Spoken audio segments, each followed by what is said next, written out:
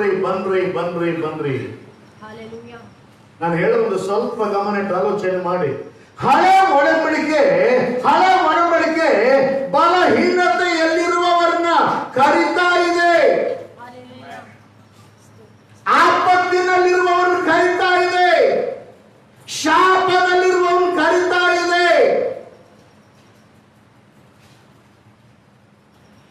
ಆದರೆ ಕರ್ತನು ಸುಮ್ಮನೆ ಕಳಿಸ್ತಾ ಇಲ್ಲ. ಕರಿಬೇಕಾದ್ರೆ, ಪಾಪದಿಂದ ವಿಮುಕ್ತರಾಗಬೇಕಾದ್ರೆ ಒಂದು ಬಿಡುಗಡೆ, ಒಂದು ಕಾರ್ಯ ನಡಿಬೇಕು. ಆಶೀರ್ವಾದ ಬೇಕಾದ್ರೆ ಅದರ ಮಧ್ಯೆ ಒಂದು ಬಿಡುಗಡೆ ಕಾರ್ಯ ನಡಿಬೇಕು. ಸಮೃದ್ಧಿ ಕಾರ್ಯ ನಡಿಬೇಕಾದ್ರೆ ಅದರ ಹಿಂದೆ ಒಂದು ಬಿಡುಗಡೆ ಕಾರ್ಯ ನಡಿಬೇಕು. ಸ್ವಲ್ಪ ಯೋಚನೆ ಮಾಡಿ. ಹಳೆ ಒಡಂಬಡಿಕೆ ನಮ್ಮನ್ನು ಕರೀತಾ ಇದೆ.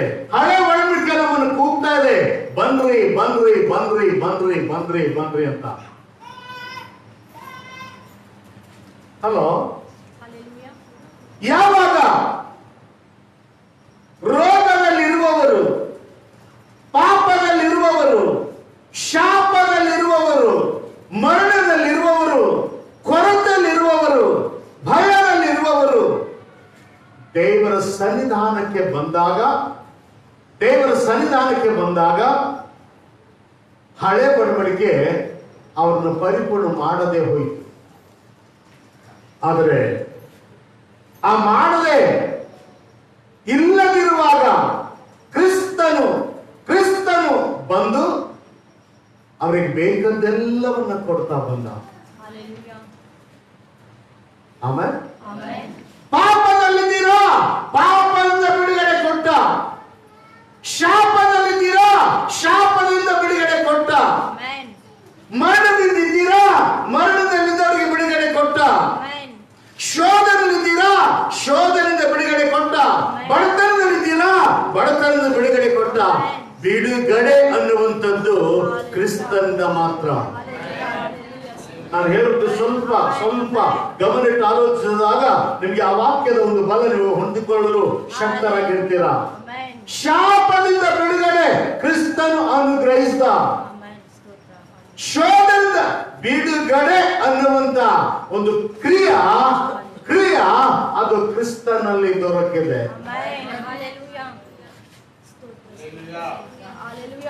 ಬಿಡುಗಡೆ ಅನ್ನುವ ಕ್ರಿಯಾ ಬಿಡುಗಡೆಗಾಗಿ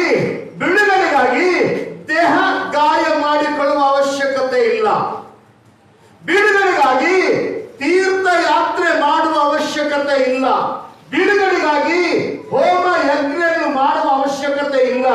ಬಿಡುಗಡೆಗಾಗಿ ನೀನು ಏನೆಲ್ಲ ಮಾಡಬೇಕಾದದ್ದು ಬೇಕಾಗಿಲ್ಲ. ಯಾಕಂದ್ರೆ ಬಿಡುಗಡೆ ಅನ್ನುವಂಥದ್ದು ಕ್ರಿಸ್ತನಲ್ಲಿ ಇದೆ. ಬಿಡುಗಡೆ ಅನ್ನುವಂಥದ್ದು ಕ್ರಿಸ್ತನಲ್ಲಿ ಇದೆ. ಕ್ರಿಸ್ತನಲ್ಲಿ ಇದೆ. ಎಷ್ಟು ಮಂದಿ ಎಚ್ಚರಾಗಿದ್ರೆ ಗೊತ್ತಿಲ್ಲ. ಕ್ರಿಸ್ತನಲ್ಲಿ ಬಿಡುಗಡೆ ಇದೆ, ಕ್ರಿಸ್ತನಲ್ಲಿ ಜಯವಿದೆ. ಆದರೆ ಅಷ್ಟಕ್ಕೆ ಅದು ನಿಲ್ಲುವುದಿಲ್ಲ. ಮುಂದೆ ಇನ್ನೊಂದು ಹೆಜ್ಜೆ ಹೋಗ್ಬೇಕಾಗ್ತದೆ. ಬಿಡುಗಡೆ ಆಗಿದೆ, ದುಷ್ಟ ಶಕ್ತಿಯಿಂದ ಬಿಡುಗಡೆ ಆಗಿದೆ, ರೋಗದಿಂದ ಬಿಡುಗಡೆ ಆಗಿದೆ, ಸಮಾಧಿಯಿಂದ ಬಿಡುಗಡೆ ಆಗಿದೆ, ಮರಣದಿಂದ ಬಿಡುಗಡೆ ಆಗಿದೆ, ಪಾತಾಳದಿಂದ ಬಿಡುಗಡೆ ಆಗಿದೆ. ಆದರೆ ಅದು ಅಷ್ಟಕ್ಕೆ ನಿಂತಿಲ್ಲ. ಅದು ಅಷ್ಟಕ್ಕೆ ಮುಕ್ತಾಯ ಅಲ್ಲ. ಅದಕ್ಕೆ ಮುಂದೆ ಒಂದು ಕಾರ್ಯ ಇದೆ. ಅದ್ಯಾವುದಂದ್ರೆ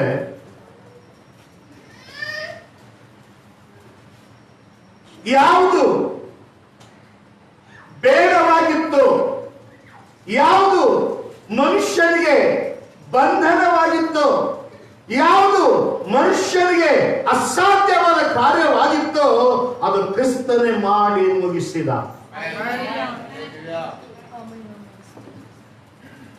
ಆದರೆ ಅದಕ್ಕೆ ಮುಂದೆ ಇನ್ನೊಂದು ಕಾರ್ಯ ಇದೆ.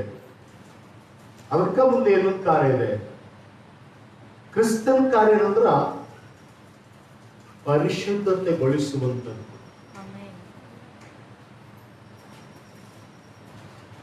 ಆದ್ರೆ ಹೊಸ ಒಡಂಬಡಿಕೆಗೆ ಬಂದಾಗ ಹೇಳ್ತದೆ, ಆ ಮನೆಯವರು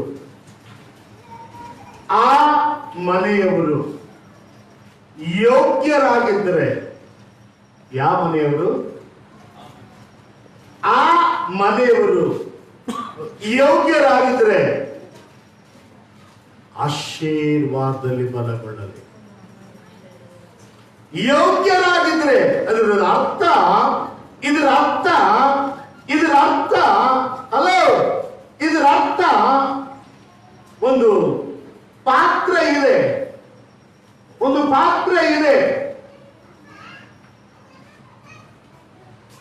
ಈ ಪಾತ್ರೆ ಹೊಲಸಾದ ಪಾತ್ರೆ ಆಗಿರ್ಬಹುದು, ಈ ಪಾತ್ರೆ ಕಿಲು ಬಂದಿದ್ದಿರ್ಬಹುದು, ಈ ಪಾತ್ರೆ ಕೆಟ್ಟು ಹೋಗಿದ್ದಿರ್ಬಹುದು, ಈ ಪಾತ್ರೆ ಯಾವ ಕಾರ್ಯಕ್ಕೆ ಯೂಸ್ ಆಗದೇ ಇದ್ದಿರಬಹುದು. ಆದ್ರೆ ಕ್ರಿಸ್ತನು ಬಂದು ಈ ಪಾತ್ರೆ ಸಂಪೂರ್ಣ ಶುದ್ಧೀಕರಿಸಿದ. ಅರ್ಥ ಆದವ್ರು ಮಾತ್ರ ಸ್ತೋತ್ರ ಹೇಳಿ. ಈ ಪಾತ್ರೆ ಶುದ್ಧೀಕರಿಸಿದ, ಈ ಪಾತ್ರೆ ಶುದ್ಧೀಕರಿಸಿದ. ಈ ಪಾತ್ರೆ, ನಾನು ಪದೇ ಹೇಳ್ತಾ ಇದ್ದೇನೆ, ಈ ಪಾತ್ರೆ ಕ್ರಿಸ್ತನ ರಕ್ತದಿಂದ ಶುದ್ಧೀಕರಿಸಲ್ಪಟ್ಟಿತ್ತು, ಕ್ರಿಸ್ತನ ಮರಣದಿಂದ ಶುದ್ಧೀಕರಿಸಲ್ಪಟ್ಟಿತ್ತು. ಯಾವುದಕ್ಕೆ ಯೋಗ್ಯವಾಗಿಲ್ಲೋ ಅದನ್ನ ಯೋಗ್ಯ ಸ್ಥಾನಕ್ಕೆ ತಂದು ದೇವರು ನಿಲ್ಲಿಸಿದ. Amen, amen. ಈ ಮುಂದಿನ ಭಾಗ ಬೇರೆ ಇದೆ. ಹಲೋ, ನಿಮ್ಮ ಮನೆಗೆ ಒಂದು ಪಾತ್ರೆ ಇದೆ ಅಂತ ಹೇಳ್ಕೊಳ್ಳಿ. ಹೊಲಸಾಗಿತ್ತು, ಅದು ಚೆನ್ನಾಗಿ ಉಜ್ಜಿ ಏನೆಲ್ಲ ಕಿಲುಬು ಹೊಂದಿದ್ದು ಹೊಲಸಾದದ್ದು ಕ್ಲೀನ್ ಮಾಡಿ ಅದು ಇಕ್ಬೇಕು. ಆ ಸ್ಥಳದಲ್ಲಿ ಇಕ್ಬಿಟ್ರೆ ಸಾಕಲ್ಲ.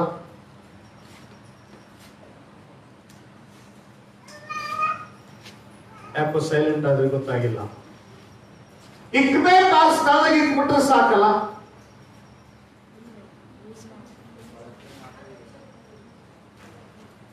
ಅರ್ಥ ಆಗಿಲ್ಲ, ಇನ್ನು ಅರ್ಥ ಆಗಿಲ್ಲ. ಒಂದು ಪಾತ್ರೆ ಕ್ಲೀನ್ ತೊಳೆದು ಒಂದು ಸ್ಥಳ ಇಟ್ಬಿಟ್ರೆ ಸಾಕಲ್ಲ. ಅರ್ಥ ಆಗಿಲ್ಲ ಇನ್ನೊಂದು. ಪಾತ್ರೆ ತೊಳೆದು ಕ್ಲೀನ್ ಆಗಿ ಇಟ್ಟರೆ ಸಾಕಲ್ಲ, ಯೂಸ್ ಆಗ್ಬೇಕು. ಇದು ಬರೀ ಪಾತ್ರೆ ಕ್ಲೀನ್ ಆದ್ರೂ ಸಾಕಾಗಲ್ಲ. ಇದು ಯಾವುದಕ್ಕಾಗಿ ರೂಪಿಸಲ್ಪಟ್ಟಿದೆಯೋ ಆ ಕಾರ್ಯ ಇದರಲ್ಲಿ ಪರಿಪೂರ್ಣ ಆಗ್ಬೇಕು. Amen, hallelujah, hallelujah. ಹಲೋ, ದೇವರು ಪಾತ್ರೆನೂ ಶುದ್ಧ ಮಾಡಿದ್ದಾನೆ, ನಿನ್ನ ಪಾಪನ ತೊಳೆದಿದ್ದಾನೆ, ಶಾಪ ತೊಳೆದಿದ್ದಾನೆ, ರೋಗ ಬಿಡುಗಡೆ ಮಾಡಿದ್ದಾನೆ, ಅಂಧಕಾರ ಗರ್ತನ ಬಿಡುಗಡೆ ಮಾಡಿದ್ದಾನೆ, ಸಮಾಧಿಯನ್ನು ತೆರೆದಿದ್ದಾನೆ, ಪಾತಾಳ ಮೇಲೆತ್ತಿದ್ದಾನೆ, ಏನೆಲ್ಲ ಮಾಡಿದ್ದಾನೆ. ಆದರೆ ಇದು ಬರೀ ಖಾಲಿ ಪಾತ್ರೆ ಆಗಿದ್ದಾಗ ಇದು ಯಾವ ಕೆಲಸ, ಮೊದಲೇನು ಕೆಲಸಕ್ಕಿತ್ತು ಅದೇ ಕೆಲಸ. ಅರ್ಥ ಆಗಿಲ್ಲ. ಮೊದಲೇ ಆ ಕೆಲಸದಲ್ಲಿ ಇತ್ತು, ನೀನು ಕ್ಲೀನ್ ಮಾಡಿಟ್ರು ತಿರುಗಿ ಮತ್ತೆ ಅದೇ ಕೆಲಸಕ್ಕೆ ಉಪಯೋಗ ಅಂತ. ಆದ್ರೆ ಕ್ಲೀನ್ ಮಾಡುವಂತದ್ದು ಮೊದಲಿದ್ದು ಕಾರ್ಯ ಸರಿಯಲ್ಲ. ಅದಕ್ಕೆ ವಾಕ್ಯ ಹೇಳ್ತದೆ ಆ ಮನೆಯವರು ಯೋಗ್ಯರಾಗಿದ್ದರೆ. ನನ್ನ ಸಂದೇಶ ಈಗ, ಆ ಮನೆಯವರು ಯೋಗ್ಯರಾಗಿದ್ದರೆ. ಉದ್ದೇಶ, ಪಾತ್ರೆಯನ್ನು ದೇವರು ಕ್ಲೀನ್ ಮಾಡಿದ್ದಾನೆ, ಅದಕ್ಕೊಂದು ಯೋಗ್ಯತೆ ಬೇಕು. ಆ ಪಾತ್ರೆ ಯಾವುದಕ್ಕಾಗಿ ಯೋಗ್ಯ ಸ್ಥಿತಿಯಲ್ಲಿದೆ ನೋಡೋಣ. ಆ ಪಾತ್ರೆ ಯಾವ ಕಾರ್ಯಕ್ಕೆ ಬೇಕಾಗಿದೆ ಅನ್ನೋದನ್ನ ನಾವು ನೋಡ್ಬೇಕಾಗಿದೆ.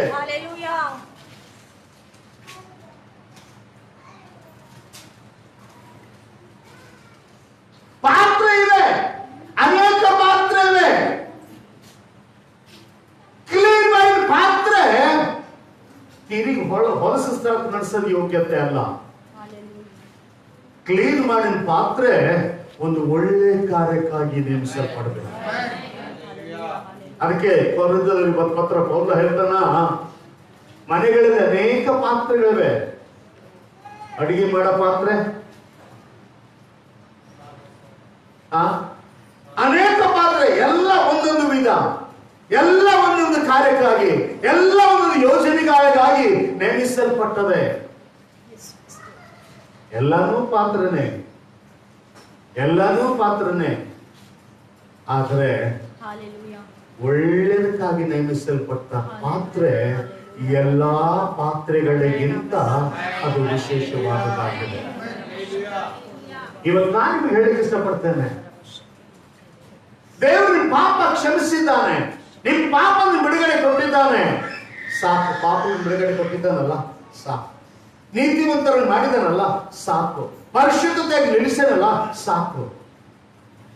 ನಾನು ಹೇಳ್ತೇನೆ, ಪಾತ್ರೆ ಕ್ಲೀನ್ ಆಗಿರ್ಬೋದು, ಯಾವ ಕೆಲಸಕ್ಕಿಲ್ಲದಿರುವಾಗ ಎಲ್ಲಾ ಹೊಲಸು ಜೀವಿತ ಯಾವ ತರನೋ ಅದೇ ಸ್ಥಿತಿ ಆ ಜೀವನವಾಗಿದೆ.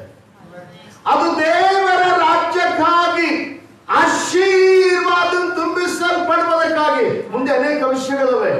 ಅದು ಪಾತ್ರೆ ತೊಳೆದಿದ್ದಾನೆ, ಅದು ಆಶೀರ್ವಾದದ ಪಾತ್ರೆ ಆಗಿರಬಹುದು, ಅದು ಮಹಿಮೆ ತುಂಬಿಸಲ್ಪಟ್ಟ ಪಾತ್ರೆ ಆಗಿರ್ಬೋದು, ಪ್ರಾರ್ಥನೆ ಜೀವಿತದ ಪಾತ್ರೆ ಆಗಿರ್ಬೋದು, ಪ್ರವಾದನ ವಾಕ್ಯದ ಪಾತ್ರೆ ಆಗಿರ್ಬೋದು, ಬಿಡುಗಡೆಯ ಸಂದೇಶದ ಪಾತ್ರೆ ಆಗಿರ್ಬೋದು, ಸುವಾರ್ಥ ಸೇವೆಯ ಪಾತ್ರೆ ಆಗಿರ್ಬೋದು, ಅಭಿಷೇಕದ ಪಾತ್ರೆ ಆಗಿರ್ಬೋದು, ಬೋಧನೆಯ ಪಾತ್ರೆ ಆಗಿರ್ಬೋದು. ಇವತ್ತು ನಾನು ಹೇಳಕ್ಕೆ ಇಷ್ಟಪಡ್ತೇನೆ, ಇಲ್ಲಿ ಅನೇಕ ಪಾತ್ರೆಗಳಿವೆ. ಆದ್ರೆ ನಿಮ್ಮ ಪಾತ್ರದಾಗ ಯಾವುದನ್ನು ತುಂಬಿಸ್ತಾ ಇದ್ದೀರಾ? ಯಾವುದಕ್ಕಾಗಿ ಯೋಗ್ಯತೆ ಉಳ್ಳವರಾಗಿದ್ದೀರಾ? ನಿಮ್ಮನ್ನು ಸ್ವಲ್ಪ ಹೊತ್ತು ಪರೀಕ್ಷೆ ಮಾಡ್ಕೊಳ್ಳಿ. ದೇವರೇ, ನಾನು ಏನ್ ಮಾಡೋದಕ್ಕಾಗಿ ನಾನು ಕರಿತಾ ಇದೀಯಾ? ದೇವ್ರು ಮೋಶನನ್ನ ಕರೆದ, ದೇವ್ರು ಮೋಶನನ್ನ ಕರೆದ, ಮೋಸೆ ನೀನು ಬಾ, ನಿನಗೊಂದು ಪಾತ್ರೆ ರೂಪಿಸ್ತಾ ಇದೆ. ಆ ಪಾತ್ರೆ ಏನಂದ್ರೆ ಇಸ್ರಾಯೇಲರು ಐಗುಪ್ತದಿಂದ ಬಿಡಿಸಿ ಕಾನಾನ್ ದೇಶಕ್ಕೆ ನಡೆಸುವ ಒಂದು ಪಾತ್ರೆ. ನನ್ನ ಪಾತ್ರೆಗೆ ಉಪಯೋಗ ಮಾಡ್ತಾ ಇದ್ದೇನೆ. ಕಾರಣ, ಲೋಕದಲ್ಲಿ ಜಲ ಪ್ರಳಯದ ಮೂಲಕ ಲೋಕ ನಾಶ ಆಗ್ತಾ ಇದೆ. ನಿನಗೆ ಒಂದು ವಿಶೇಷವಾದ ಪಾತ್ರೆ ರೂಪಿಸ್ತಾ ಇದ್ದೇನೆ, ಅದಕ್ಕಾಗಿ ಬಾ.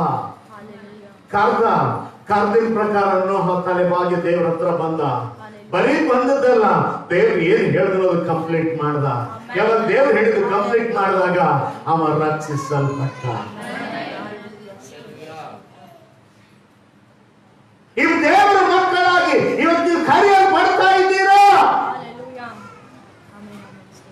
ನಾನು ಹೇಳಿಕ್ಕೆ ಇಷ್ಟಪಡ್ತೇನೆ, ಕರೆಯೋದು ಎಷ್ಟು ಮುಖ್ಯನೋ ಆ ಪಾತ್ರೆ ತುಂಬಿಸೋದು ಕೂಡ ಅಷ್ಟೇ ಮುಖ್ಯ. ಕರೆಯಲ್ಪಟ್ಟದ್ದು ಎಷ್ಟು ಮುಖ್ಯನೋ, ಬರೀ ಕರ್ದ ಮಾತ್ರ ಪರಿಪೂರ್ಣತೆ ಅಲ್ಲ. ಕರ್ದ ಪಾತ್ರೆ, ತೊಳೆದ ಪಾತ್ರೆ ದೇವರ ಸಂಕಲ್ಪಕ್ಕಾಗಿ ಉಪಯೋಗಿಸಲ್ಪಡಬೇಕು. ಇವತ್ತು ನಾನು ಹೇಳಕ್ ಇಷ್ಟಪಡ್ತೇನೆ, ಈ ಕೂತಂತ ಪ್ರತಿಯೊಬ್ಬರಲ್ಲಿ ನಿನ್ನೆ ಪ್ರಶ್ನೆ ಮಾಡ್ಕೊಳ್ಬೇಕು, ದೇವರು ನನಗೆ ಯಾತಕ್ಕಾಗಿ ನೇಮಿಸಿದ್ದಾನೆ, ನಾನು ಯಾವ ಪಾತ್ರೆ ಹೇಗಿದ್ದೇನೆ? ಇವತ್ತು ನಾನು ಹೇಳಿದ್ದೇನೆ, ಒಬ್ಬರನ್ನು ಪ್ರವಾದಿನಾಗಿ ನೇಮಿಸ್ತಾ ಇದ್ದಾನೆ, ಒಬ್ಬರನ್ನು ಸುವಾರ್ತಿಕನಾಗಿ ನೇಮಿಸ್ತಾ ಇದ್ದಾನೆ, ಒಬ್ಬರನ್ನು ಅಪೋಸ್ತಲನಾಗಿ ನೇಮಿಸ್ತಾ ಇದ್ದಾನೆ, ಒಬ್ಬರನ್ನು ಬೋಧಕನಾಗಿ ನೇಮಿಸ್ತಾ ಇದ್ದಾನೆ, ಒಬ್ಬರನ್ನು ಸಭಾ ಸೇವಕರಾಗಿ ನೇಮಿಸ್ತಾ ಇದ್ದಾನೆ, ಒಬ್ಬರನ್ನ ಸಭೆ ಕಟ್ಟುವುದಕ್ಕಾಗಿ ನೇಮಿಸ್ತಾ ಇದ್ದಾನೆ, ಒಬ್ಬರನ್ನು ಸಭೆ ಸಹಾಯಕ್ಕಾಗಿ ನೇಮಿಸ್ತಾ ಇದ್ದಾನೆ, ಒಬ್ಬರನ್ನ ಸಭೆ ಕಾರ್ಯಗಳನ್ನು ಮಾಡೋಕ್ಕಾಗಿ ನೇಮಿಸ್ತಾ ಇದ್ದಾನೆ. ಇವತ್ತು ಈ ದಿನದಲ್ಲಿ ನಾನು ಹೇಳಕ್ಕೆ ಇಷ್ಟಪಡ್ತೇನೆ, ನಿನ್ನ ಜೀವನದಲ್ಲಿ ನೀನು ಯಾವ ಪಾತ್ರೆಯಾಗಿದ್ದೀಯಾ? ನೀನು ಯಾವ ಪಾತ್ರೆ ಆದರೂ ಸರಿಯೇ, ಅದು ತಂದೆಗೆ ಯೋಗ್ಯವಾದ ಪಾತ್ರೆ ಆಗಿರಲಿ ಸಾಕು. ಯಾರಿಗೆ ಯೋಗ್ಯ? ಯಾರಿಗೆ ಯೋಗ್ಯ? ನಿನಗೆ ಯೋಗ್ಯ ಅಲ್ಲ. ನಿನಗೆ ಯೋಗ್ಯತೆ ದೇವರು ಕರೆಯಲ್ಲ, ತಂದೆ ಯೋಗ್ಯತೆಯನ್ನು ಪರಿಪೂರ್ಣ ಮಾಡುವರಾಗಬೇಕಾಗಿದೆ. ಆಮೇಲೆ ಆಮೇಲೆ ಅದಕ್ಕೆ ಆ ವಚನ ಓದುವಾಗ ನನಗೆ ಆಶ್ಚರ್ಯಕರವಾಗಿ ತೋರಿತು. ಆ ಮನೆಯವರು ಯೋಗ್ಯರಾಗಿದ್ದರೆ, ಆ ಮನೆಯವರು ಯೋಗ್ಯರಾಗಿದ್ದರೆ ನಿಮ್ಮ ಆಶೀರ್ವಾದವು, ಆಶೀರ್ವಾದ ಸುಮ್ಮನೆ ಆಗಲ್ರಿ. ಅಲ್ಲ, ನೀ ಆಶೀರ್ವಾದ ಮಾಡಂದಾಗೆಲ್ಲ ಆಶೀರ್ವಾದ ಕೈ ತಂದು ಕೊಡ್ಲಕ್ ಆಗಲ್ಲದು. ಬಹಳ ಜನ ಏನಿರ್ತಾರ, ಆಶೀರ್ವಾದ ಮಾಡ್ರಿ, ದೇವರೇ ಈ ಅರಿವಿಗೆ ಆಶೀರ್ವಾದ ಮಾಡು. ದೇವರೇ ಸಹೋದರಿಗೆ ಆಶೀರ್ವಾದ ಮಾಡು. ಹೌದು, ನನ್ನಲ್ಲಿ ಆಶೀರ್ವಾದ ಇದೆ, ಆಶೀರ್ವಾದ ಹಂಚ್ತಾ ಇದ್ದೇನೆ, ಆದ್ರೆ ಆಶೀರ್ವಾದಕ್ಕೆ ಯೋಗ್ಯರಾಗಿದ್ದಾರ? ಅರ್ಥ ಆಗಿಲ್ಲ. ಆಶೀರ್ವಾದಕ್ಕೆ ಯೋಗ್ಯತೆ ಇಲ್ಲ, ಅದರಲ್ಲಿ ಇರಲ್ಲ. ಅದು ಹಿಂತಿರುಗಿ ಯಾರಲ್ಲಿ ಇದೆಯೋ ಅಲ್ಲಿಗೆ ಸೇರ್ತದೆ. ಆಶೀರ್ವಾದ ಇದ್ದಾಗ ಮಾತ್ರ ಅದು ನೆಲೆಗೊಳ್ಳುತ್ತದೆ. ಸಭೆ ಅನ್ನುವಂಥದ್ದು ಅನೇಕರಿಗೆ ಅನೇಕ ವಿಧಗಳಲ್ಲಿ ಆಶೀರ್ವಾದ ಘೋಷಣೆ ಮಾಡುವಂಥದ್ದಾಗಿದೆ. ಒಂದು ರೀತಿಯಲ್ಲ, ಎರಡು ರೀತಿಯಲ್ಲ, ಅನೇಕ ರೀತಿಯಿಂದ ಆಶೀರ್ವಾದ ಘೋಷಣೆ ಮಾಡೋದಾಗಿದೆ. ಅದರ ಆಶೀರ್ವಾದದಲ್ಲಿ ನೀವು ಬಯಸಿದ್ದನ್ನು ಹೊಂದಬೇಕಾದ್ರೆ ಅದಕ್ಕೆ ನೀವು ಯೋಗ್ಯರಾಗಿರಬೇಕು. ನಾನಿವತ್ತು ಹೇಳ್ಬೇಕಾದ ಸಂದೇಶ, ದೇವರಿಂದ ನೇಮಿಸಲ್ಪಟ್ಟವನು ಯೋಗ್ಯನಾಗಿದ್ದಾನೆ. ನನಗೆ ಆಶ್ಚರ್ಯ ಆಯ್ತು. ದೇವರು ಮೋಶೆ ಕರೆದ, ಮೋಸೆ ಬಾ ನನ್ನ ಜನಾಂಗ ನೀನು ನಡ್ಸ್ಕೊಂಡ್ ಬರ್ಬೇಕಂತ ಹೇಳಿದಾಗ ಮೋಸೆ ಹೇಳ್ತಾನೆ, ಸ್ವಾಮಿ ನನ್ನ ಮಾತು ಬರೋಬರಿ ಬರಲ್ಲ, ನಾನು ತೊದಲು ತುಟ್ಟಿಯವನು, ನಮ್ಮ ಅಣ್ಣ ಬುದ್ಧಿವಂತ, ನಮ್ಮ ಅಣ್ಣ ವಿದ್ಯಾವಂತ, ಅವ ಬಹಳ ಒಳ್ಳೆ ಕೆಲಸ ಮಾಡ್ತಾನ, ಅವನಿಗೆ ನೀ ಆರಿಸ್ಕೊಂತ ಹೇಳಿದಾಗ ದೇವ್ರು ಹೇಳ್ತಾನೆ, ಇಲ್ಲ ನೀನ್ ಮಾಡ್ಬೇಕಾಗಿಲ್ಲ, ನೀನೇ ನನಗೆ ಬೇಕು. ಯಾಕೆಂದ್ರೆ ಆ ಕೆಲಸಕ್ಕೆ ಮೋಸೆನೇ ಯೋಗ್ಯನಾಗಿದ್ದನು. ಆ ಕೆಲಸಕ್ಕೆ ನೋಹಾನೇ ಯೋಗ್ಯನಾಗಿದ್ದನು. ಆ ಕೆಲಸಕ್ಕೆ ದಾವೀದನೇ ಯೋಗ್ಯನಾಗಿದ್ದನು. ಆ ಕೆಲಸಕ್ಕೆ ಏಲಿಯನೇ ಯೋಗ್ಯನಾಗಿದ್ದನು. ಆ ಕೆಲಸಕ್ಕೆ ಪೌಲನೇ ಯೋಗ್ಯನಾಗಿದ್ದನು. Hallelujah, hallelujah, hallelujah. ಇದರ ಅರ್ಥ ನೀವು ಯಾವುದಕ್ಕಾಗಿ ಯೋಗ್ಯರಾಗಿದ್ದೀರೋ ಆ ಯೋಗ್ಯತೆಯ ಪ್ರತಿಫಲ ದೇವರ ಕೈಯಲ್ಲಿ ಕೊಡ್ಲಿಕ್ಕಿದ್ದಾನೆ. ನೀವು ಯಾವುದಕ್ಕೆ ಯೋಗ್ಯರಾಗಿದ್ದೀರೋ, ನೀವು ಯಾವುದನ್ನು ಎದುರು ನೋಡ್ತಾ ಇದ್ದೀರೋ, ನೀವು ಯಾವುದಕ್ಕಾಗಿ ದಾಹವುಳ್ಳವರಾಗಿದ್ದೀರೋ, ದೇವರು ಅದನ್ನೇ ನಿನ್ನ ಜೀವನ ಕೊಡ್ತಾ ಇದ್ದ. ಆರಾಧನೆಗೆ ಬಂದಿದ್ದೀಯಾ, ಪ್ರಾರ್ಥನೆಯಲ್ಲಿ ಕೂತಿದೀಯಾ, ವಾಕ್ಯದಲ್ಲಿ ಕೂತಿದೀಯಾ, ಓದುವ ವೇದ ವಾಕ್ಯದ ಭಾಗ ಕೇಳ್ತಾ ಇದೀಯಾ, ಅದನ್ನ ನಾನು ಹೇಳಕ್ ಇಷ್ಟಪಡ್ತೇನೆ. ನಿನ್ನಲ್ಲಿ ಯಾವ ಯೋಗ್ಯತೆ ಇದೆ ಎಂಬುದನ್ನು ಮಾತ್ರ ಗುರುತಿಸ್ಕೋ. ನೀವು ಯಾವುದಕ್ಕಾಗಿ ದಾಹವುಳ್ಳವನಾಗಿದ್ರಿ. ಒಂದು ವಿಷಯ, ಹಳೆ ಒಡಂಬಡಿಕೆ ನಾನು ಹೇಳಿದ್ದೇನೆ, ಹಳೆ ಒಡಂಬಡಿಕೆಯಲ್ಲಿ ಬಿಡುಗಡೆಗಾಗಿ ಬರ್ತಾ ಇದ್ರು. ಹಳೆ ಒಡಂಬಡಿಕೆಯಲ್ಲಿ ಬಿಡುಗಡೆಗಾಗಿ ಬರ್ತಾ ಇದ್ರು.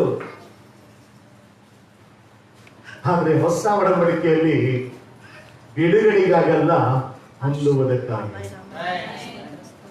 ಎಷ್ಟು ಜನ ಹೇಳ್ತೇನೆ, ನಾನು ಹೊಂದುವುದಕ್ಕಾಗಿ ಬಂದಿದ್ದೇನೆ. ಬಿಡುಗಡೆ ಕ್ರಿಸ್ತ ಮಾಡಿದ್ದಾನೆ, ಬಿಡುಗಡೆ ಕ್ರಿಸ್ತನಲ್ಲಿ ಉಂಟು. ಆದರೆ ನಾನು ದೇವರ ಸನ್ನಿಧಾನದಲ್ಲಿ ಬಂದಾಗ ನಾನು ಅನೇಕ ವಿಷಯಗಳನ್ನು ಹೊಂದಿಕೊಳ್ಳುವ ಶಕ್ತನಾಗಿದ್ದೇನೆ. ಎಷ್ಟು ಮಂದಿ ಹೇಳ್ತೀರಾ, ನಾನು ಹೊಂದಿಕೊಳ್ಳುವುದಕ್ಕಾಗಿ ಬಂದಿದ್ದೇನೆ? ಹೊಂದಿಕೊಳ್ಳುವುದಕ್ಕಾಗಿ ಮಾತುದಲ್ಲಿ ಕೈಗೊಟ್ಟು ಹೇಳು, ನಾನು ಹೊಂದಿಕೊಳ್ಳುವುದಕ್ಕಾಗಿ ಬಂದಿದ್ದೇನೆ. ನಾನು ಅನೇಕ ವಿಷಯಗಳಿಂದ ತುಂಬುವುದಕ್ಕಾಗಿ ಬಂದಿದ್ದೇನೆ. ನಾನು ಅನೇಕ ವಿಷಯಗಳನ್ನು ತುಂಬಿಸುವುದಕ್ಕಾಗಿ ನಾನು ಬಂದಿದ್ದೇನೆ. ನಾನು ಖಾಲಿ ಇರಕ್ಕೆ ಬಂದಿಲ್ಲ. ಚರ್ಚೆಗೆ ಹೋಗ್ಲಿಕ್ಕಿದೆ, 1 ವರ್ಷ ಆಯ್ತು. ಚರ್ಚೆಗೆ ಹೋಗ್ಲಿಕ್ಕಿದೆ 6 ತಿಂಗಳಾಯ್ತು. ಸುಮ್ಮನೆ ಬಂದು ಸುಮ್ಮನೆ ಕುಂತು ಹೋಗ್ಲತ್ತಿದೆ. ಯಾವ ವರ ನಿನಗೆ ಸಿಗಲ್ಲ, ಯಾವ ಆಶೀರ್ವಾದ ಜೀವನ ಕಾಣಲ್ಲ. ನಿನಗೆ ಆಶೀರ್ವಾದ ಬೇಕಾ? ನಿನಗೆ ವರಗಳು ಬೇಕಾ? ನಿನಗೆ ಪ್ರಾರ್ಥನೆ ಸಾಮರ್ಥ್ಯ ಬೇಕಾ? ನಿನಗೆ ಬಿಡುಗಡೆ ಜಯ ಬೇಕಾ? ನಿನಗೆ ಅದ್ಭುತದ ಮಹಿಮೆ ಕಾರ್ಯದಲ್ಲಿ ಮುನ್ನಡೆಯೋದಕ್ಕಾಗಿ ಬೇಕಾ? ನೀನು ಅದನ್ನು ಎದುರು ನೋಡ್ತಾ ಇರು. ಯಾವಾಗ ನೀ ಎದುರು ನೋಡ್ತೀಯೋ, ಯಾವಾಗ ನೀ ಅದನ್ನು ಹುಡುಕ್ತೀಯೋ, ಆವಾಗ ಪರಲೋಕದಿಂದ ಅದನ್ನು ನಿನ್ನ ಹೃದಯ ತುಂಬಿಸ್ತಾನೆ. Amen, amen, amen. ಅದು ಹಳೆ, ನಾನು ಅದಕ್ಕೆ ಹೇಳ್ತಾ ಇದ್ದೇನೆ, ಹಳೆ ಒಡಂಬಡಿಕೆಯಲ್ಲಿರುವ ಸಭೆ, ಹಳೆ ಒಡಂಬಡಿಕೆಯಲ್ಲಿರುವ ದೇವಾಲಯ ಬಿಡುಗಡೆಗಾಗಿ, ಪಾಪ ವಿಮೋಚನೆಗಾಗಿ ಬರ್ತಾ ಇದ್ರು. ಆದ್ರೆ ಹೊಸ ಒಡಂಬಡಿಕೆಯಲ್ಲಿರುವ ದೇವಾಲಯ, ಹೊಸ ಒಡಂಬಡಿಕೆಯ ದೇವಾಲಯ ಬಿಡುಗಡೆಗಾಗಿ ಅಲ್ಲ, ಹೊಂದುವುದಕ್ಕಾಗಿ. ಎಷ್ಟು ಮಂದಿ ಹೇಳ್ತಾರೆ ಹೊಂದುವುದಕ್ಕಾಗಿ ಬಂದಿದ್ದಾರೆ? ಹೊಂದುವುದಕ್ಕಾಗಿ, ಬಿಡುಗಡೆಗಾಗಿ. ಏನ್ ಹೊಂದುತ್ತಾ ಇದೆಯಾ? ಏನ್ ಹೊಂದುತ್ತಾ ಇದೆಯಾ? ಅದು ನಿನಗೆ ಗೊತ್ತು. ಏನ್ ಹೊಂದುತ್ತಾ ಇದೆಯಾ? ದೇವರು ಯಾವುದಕ್ಕಾಗಿ ನೇಮಿಸ್ತಾ ಇದ್ದಾನೆ? ಯಾವಾಗ ನೀನು ಯೋಗ್ಯನಾದಾಗ ಆಶೀರ್ವಾದ ನಿನಗಾಗಲಿ. ನೀನು ಯೋಗ್ಯನಾದಾಗ ಅಭಿಷೇಕ ನಿನಗಾಗಲಿ. ಈಚೆ ಕುಂತರ ಚಿಂತೆ ಬಿಡು, ಈಚೆ ಕುಂತರ ಚಿಂತೆ ಬಿಡು. ನೀ ಯಾವ್ದನ್ನು ಹುಡುಕ್ತಾ ಇರೋದು? ಅವರು ಸುಮ್ಮನೆ ಕುಂತಾರ, ಇವರು ಸುಮ್ಮನೆ ಕುಂತಾರ, ನಾನು ಸುಮ್ಮನೆ ಕೂಡ್ಬೇಕಲ್ಲ. ಅಲ್ಲೋ, ಅವ್ರು ಸುಮ್ಮನೆ ಕೂತಿರ್ಬೇಕು, ನೀ ಸುಮ್ಮನೆ ಕೂಡ್ಲಕ್ ಹೋಗ್ಬೇಡ. ಅವ್ರಿಗೆ ಗೊತ್ತಿರ್ಲಿಕ್ಕಿಲ್ಲ ಅವ್ರು ಸುಮ್ಮನೆ ಕೂತಿದ್ದಾರೆ. ನೀನಾದ್ರೂ ಉತ್ಸಾಹ ಉಳ್ಳವನಾಗಿದ್ದೀಯಾ? ನೀನಾದ್ರೂ ಆಸಕ್ತಿ ಉಳ್ಳವನಾಗಿ ದೇವಾಲಯದಲ್ಲಿ, ನಾನು ಪದೇ ಪದೇ ಹೇಳಿಕ್ಕೆ ಇಷ್ಟಪಡ್ತೇನೆ, ದೇವಾಲಯದಲ್ಲಿ ಅನೇಕ ಆಶೀರ್ವಾದ ಹೊಂದುವುದಕ್ಕಾಗಿ ಬಂದಿದ್ದೀರಾ. ಆಮೇಲೆ ಆಮೇಲೆ ಆಮೇಲೆ ಎಷ್ಟು ಮಂದಿ ಹೇಳ್ತೀರಾ ಆಶೀರ್ವಾದದಲ್ಲಿ ಹೊಂದುವುದಕ್ಕಾಗಿ ನನಗೆ ಬಂದಿದ್ದೇನೆ? ಎಷ್ಟು ಮಂದಿ ಹೇಳ್ತೀರಾ ಆಶೀರ್ವಾದ ಹೊಂದುವುದಕ್ಕಾಗಿ ನಾನು ಬಂದಿದ್ದೇನೆ? ಬರೀ ಆಶೀರ್ವಾದ ಅಷ್ಟೇ ಅಲ್ಲ, ದೇವರಿಂದ ನೇಮಿಸಲ್ಪಟ್ಟ ಅನೇಕ 9 ವರಗಳಲ್ಲಿ ಅನೇಕ ವರಗಳನ್ನು ಕಾಣ್ತೇವೆ. Hallelujah, hallelujah. ನಾನು ಪದೇ ಪದೇ ಹೇಳ್ತೇನೆ, ನೀನ್ ಚರ್ಚೆಗೆ ಸುಮ್ಮನೆ ಬಂದು ಸುಮ್ಮನೆ ಹೋಗಿ ನನಗೆ ಯಾವ ಲಾಭ ಇಲ್ಲ. ಎಲ್ಲರೂ ಸರಿ ನೀನು ರಾಗ ಹಾಕ್ತೀಯ, ಎಲ್ಲರೂ ಸರಿ ಕಣ್ಮುಸ್ತೀಯ, ಎಲ್ಲರೂ ಸರಿ ಕೈಗಿಡತೀಯ, ಎಲ್ಲರೂ ಸರಿ ಆಮೇನ್ ಅಂತ ಹೇಳ್ತೀಯ, ಎಲ್ಲರೂ ಸರಿ ನೀನು ಏನೋ ಎಲ್ಲ ಮಾಡ್ತಾ ಇರ್ಬೋದು, ಆದ್ರೆ ಆಶೀರ್ವಾದ ನನ್ನ ಜೀವನದಲ್ಲಿ ಕಾಣುವುದಿಲ್ಲ. ನೀನು ಬರ್ಬೇಕಾದ್ರೆ ಹೇಳು, ದೇವ್ರೆ ನನಗೆ ಕಾಣ್ತಿದ್ಯಲ್ಲ, ದೇವ್ರೆ ನನ್ನ ನೇಮಿಸಿದೆಯಲ್ಲ, ನಂದೇನು ನನ್ನನ್ನು ಕೊಟ್ಟು ಬಿಡು, ನನ್ನ ತುಂಬಿಸು, ನನ್ನ ತುಂಬಿಸು, ನನ್ನ ಬಲಪಡಿಸು. ನಾನು ಹೇಳ್ತೇನೆ, ನನ್ನ ತುಂಬಿಸು, ನಾನು ನಡೆಸು, ನಾನು ಹೋಗ್ತೇನೆ. ನನ್ನ ತುಂಬಿಸು, ನೀನ್ ಏನ್ ಹೇಳ್ತೀಯೋ ಅದು ಮಾಡ್ಲಿಕ್ಕೆ ನಾನು ರೆಡಿ ಇದ್ದೇನೆ. ನಾನು ಪದೇ ಪದೇ ಹೇಳ್ತೇನೆ, ಹೊಸ ಒಡಂಬಡಿಕೆ ಸೇರಿಸಿಕೊಳ್ಳುವುದಲ್ಲ. ಹೊಸ ಒಡಂಬಡಿಕೆ ಅನೇಕ ಸಮೃದ್ಧಿಯನ್ನು ಹೊಂದಿ ನಾವು ಹಿಂದಿರುಗಿ ಲೋಕದ ಎಲ್ಲಾ ಕಡೆಗಳಿಗೆ ಹೋಗಿ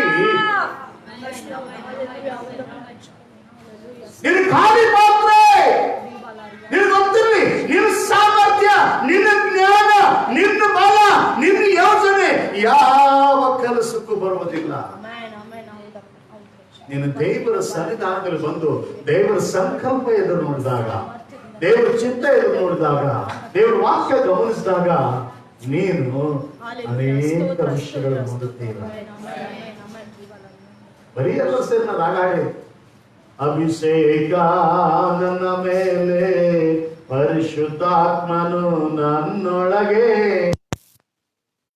ಆತ್ಮನು ನನ್ನೊಳಗೆ, ಬರೀ ಹೇಳು ಹಾಡಿದ್ರೆ ಮಾತ್ರ ಸಾಕು.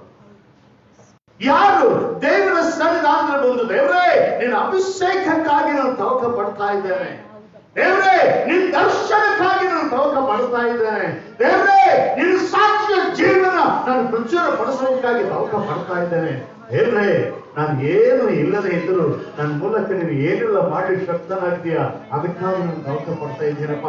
ನನಗೆ ಮಾರ್ಗ ತೆರೆ, ನನಗೆ ಮಾರ್ಗ ತೆರೆ, ನನಗೆ ಮಾರ್ಗ ತೆರೆ ಎಂಬುದಾಗಿ ಬಾಯಿ ತೆರೆದು ಅರಿಕೆ ಮಾಡ್ತಾ ಆ ಕ್ರಿಸ್ತನ ಕಡೆ ನೋಡಿದಾಗ ಆತನ ಜೀವನದಲ್ಲಿ ದೊಡ್ಡ ಕಾರ್ಯ. Amen, amen, amen, amen, amen, amen, amen, hallelujah, hallelujah, hallelujah. ಕೆಲವು ಕ್ರೈಸ್ತರು ದೇವಾಲಯಕ್ಕೆ ಹೋದಾಗ, ಆರಾಧನೆಗೆ ಹೋದಾಗ ನನಗೆ ಬಿಡುಗಡೆ ಅಂತ ಹೇಳ್ತಾರೆ. ಆರಾಧನೆ ಒಳಗಲ್ಲ, ಅದನ್ನ ಬಾಕಲ ಬರಕೇನೆ ಬಿಡುಗಡೆ. ಯಾವಾಗ ನೀನು ನಂಬಿ ಆ ಬಾಕಲಿಗೆ ಬರ್ತೀಯೋ ಆವಾಗ ನೀನು ಬಿಡುಗಡೆ ಹೊಂದಿದ್ದೀಯ. ಯಾವಾಗ ನೀನು ನಂಬಿ ಚರ್ಚಿಗೆ ಹೋದಾಗ ನನ್ನ ರೋಗ ಬಿಡುಗಡೆ, ಚರ್ಚಿಗೆ ಹೋದಾಗ ನನ್ನ ಸೈತಾನ ಬಿಡುಗಡೆ, ಚರ್ಚಿಗೆ ಹೋದಾಗ ನನ್ನ ಬಾಧೆ ಬಿಡುಗಡೆ, ಚರ್ಚಿಗೆ ಹೋದಾಗ ನನ್ನ ದುಃಖ ಬಿಡುಗಡೆ, ಚರ್ಚಿಗೆ ಹೋದಾಗ ನನ್ನ ಬಡತನ ಬಿಡುಗಡೆ ಹೊಂದುತ್ತೇನೆ ಎಂಬುದಾಗಿ ಯಾವಾಗ ನೀವು ಅಂಗೀಕಾರ ಮಾಡ್ತೀಯೋ ಆವಾಗಲೇ ಬಿಡುಗಡೆ ಹೊಂದಿದ್ದೀಯ.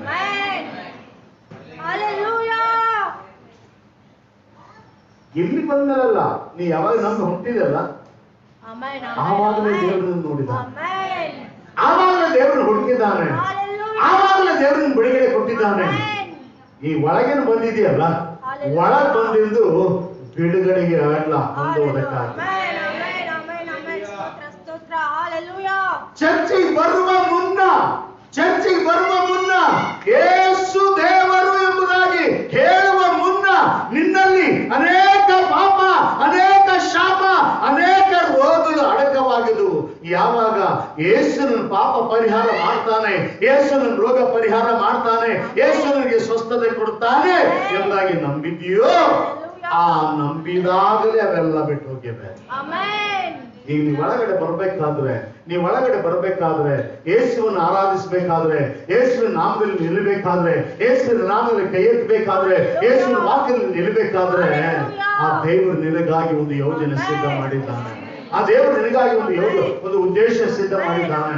ಅದನ್ನು ಸ್ವೀಕರಿಸಿದರೆ ಎಲ್ಲಿ ತನ್ನ ಪಾಪದಾಗಿದ್ದ, ರೋಗದಾಗಿದ್ದ, ಸಮಸ್ಯೆದಾಗಿದ್ದ, ಬಡತನಾಗಿದ್ದ, ಆದ್ರೆ ಈಗ ನಾನು ಬಿಡುಗಡೆ ಹೊಂದಿದ್ದೇನೆ. ನನಗೆ ಏನಾದ್ರೂ ಒಂದು ಕೆಲಸ ಕೊಡಪ್ಪ, ಏನಾದ್ರೂ ಒಂದು ಯೋಜನೆ ನನ್ನನ್ನು ಉಪಯೋಗ ಮಾಡು.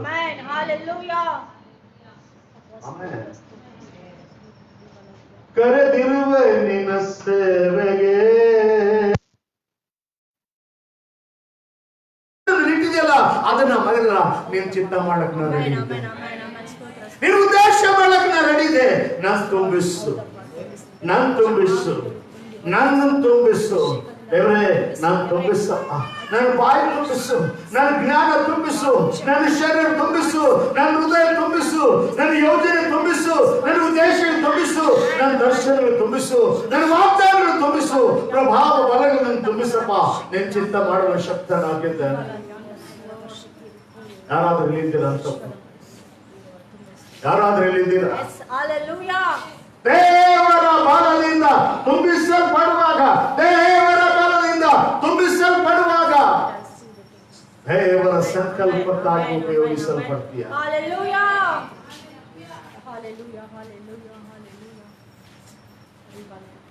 ಒಂದು ಕಬ್ಬಿಣ ನೀವು ಇಕ್ಕ್ರಿ, ಅದನ್ನೆಲ್ಲ ನೊಣನು ಕೂಡ್ತದೆ, ಜಳಿದು ಕೂಡ್ತದೆ. ಒಂದು ಕಬ್ಬಿಣ ಇಟ್ಟಾಗ ಅದನ್ನ ಏನಾದ್ರೂ ಕೊಡ್ಬಹುದು. ಆದ್ರೆ ಅದೇ ಕಬ್ಬಿಣ ಬೆಂಕಿಯಿಂದ ತುಂಬಿಸಲ್ಪಟ್ಟಾಗ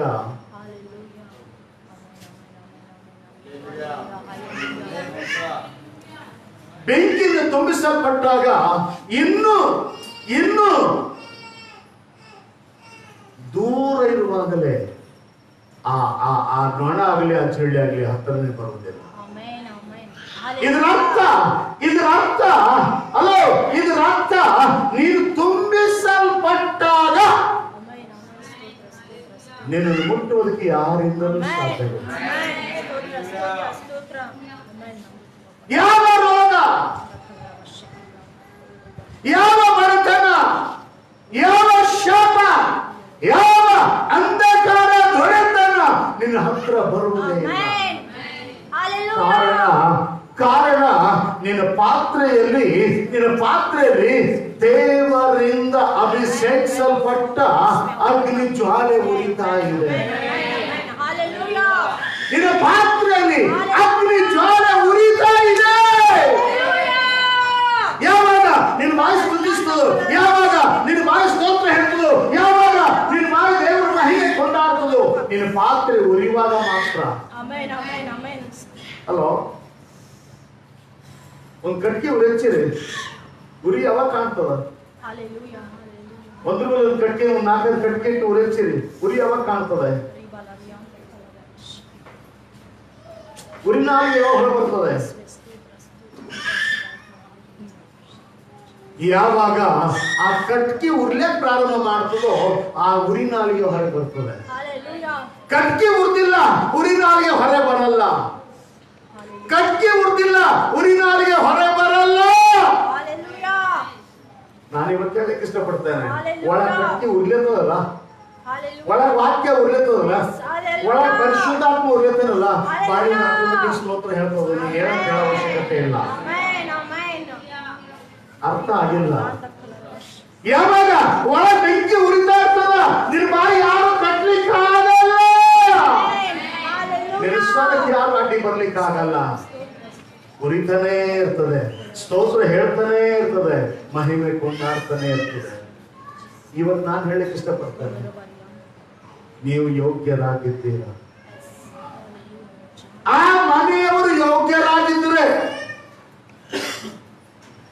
ಆ ಮನೆಯವರು ಯೋಗ್ಯರಾಗಿದ್ದರೆ ದೇವರು ಏನೆಲ್ಲ ಇಟ್ಟಿದ್ದಾನೆ, ಅಭಿಷೇಕ, ದರ್ಶನ, ವಾಗ್ದಾನ, ಪ್ರಣಾಳಿಕೆ, ದೇಶವೇ ನಡೆಸುವಂತ ಸಾಮರ್ಥ್ಯ ಇದೆ. ನೀನು ಯೋಗ್ಯನಾಗಿದ್ದೀಯ. ನನಗೆ ಇನ್ನೊಂದು ಮಾತು ನೆನಪು ಬರ್ತಾ ಇದೆ.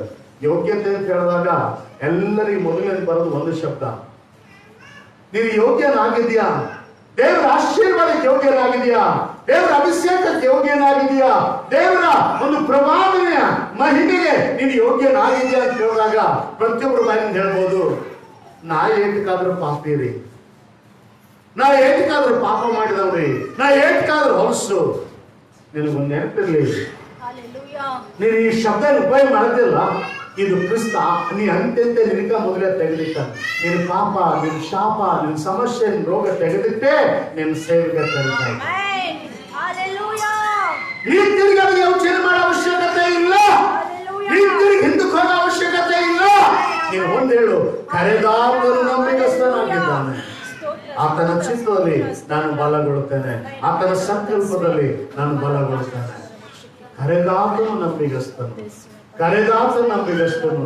ನಾವು ಯೋಗ್ಯರಾಗಿದ್ದರೆ ಮಾತ್ರ ಅವನು ಯೋಗ್ಯನು.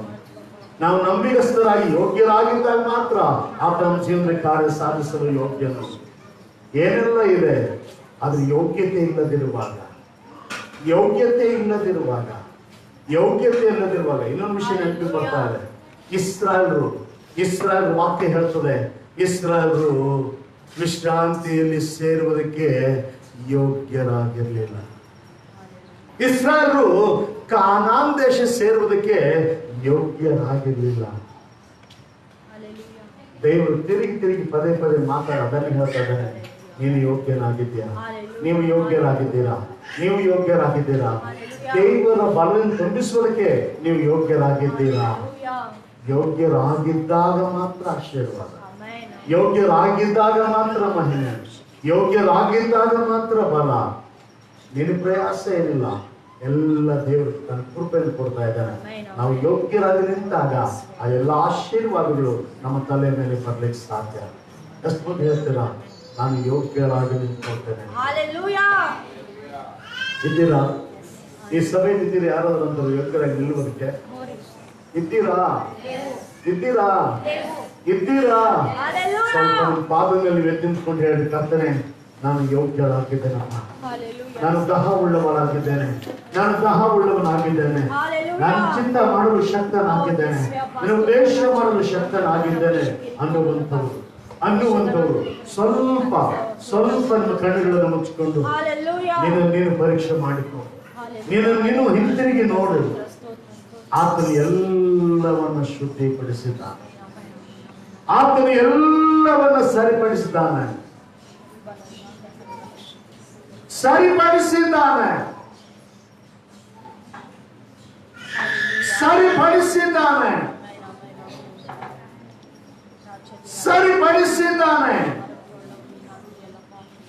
ನೀನು ಯೋಗ್ಯರಾಗಿ ನೇಮಿಸಿಕೊ. ದೇವರೇ, ನಿನ್ನ ದರ್ಶನ ಹೊಂದಲು ನಾನು ಯೋಗ್ಯನಾಗಿದ್ದೇನೆ, ಹೊಂದಲು ನಾನು ಯೋಗ್ಯನಾಗಿದ್ದೇನೆ. ನಿನ್ನ ಮಹಿಮೆ ಹೊಂದಲು ನಾನು ಯೋಗ್ಯನಾಗಿದ್ದೇನೆ, ನಿನ್ನ ಅಭಿಷೇಕ ಹೊಂದಲು ನಾನು ಯೋಗ್ಯನಾಗಿದ್ದೇನೆ, ನಿನ್ನ ಚಿತ್ತ ಮಾಡಲು ನಾನು ಯೋಗ್ಯನಾಗಿದ್ದೇನೆ, ನಿನ್ನ ಸಂಕಲ್ಪ ಮಾಡಲು ನಾನು ಯೋಗ್ಯನಾಗಿದ್ದೇನೆ. Praise God, hallelujah. Praise God, hallelujah. ಒಂದ್ ವೇಳೆ ನಾನು ಯೋಗ್ಯನಾಗಿರದಿದ್ರೆ ನನ್ನನ್ನು ಯೋಗ್ಯನಾಗಿ ಮಾಡಪ್ಪ. ನಮ್ಮನ್ನು ಯೋಗ್ಯರನ್ನಾಗಿ ಮಾಡಪ್ಪ. ನಮಗೆ ಬಲ ಸಾಲದೇ ಇರ್ಬೋದು, ನಮ್ಮ ನಂಬಿಕೆ ಕಡಿಮೆ ಆಗಿರ್ಬೋದು, ನಮ್ಮ ನಡತೆ ಕಡಿಮೆ ಆಗಿರ್ಬೋದು, ನಮ್ಮ ಸಂಕಲ್ಪ ಕಡಿಮೆ ಆಗಿರ್ಬೋದು, ನಮ್ಮ ನಿರೀಕ್ಷೆ ಕಡಿಮೆ ಆಗಿರ್ಬೋದು, ನಮಗೆ ಯಾವ ಬಲ ಇಲ್ಲದೆ ಇರ್ಬೋದು. ಅದನ್ನು ಯೋಗ್ಯನಾಗಿ ಮಾಡುವ ದೇವರು ನೀನಾಗಿರೋದಕ್ಕಾಗಿ ನಾನು ಸ್ತುತಿಸ್ತೇವೆ. ಯಾರು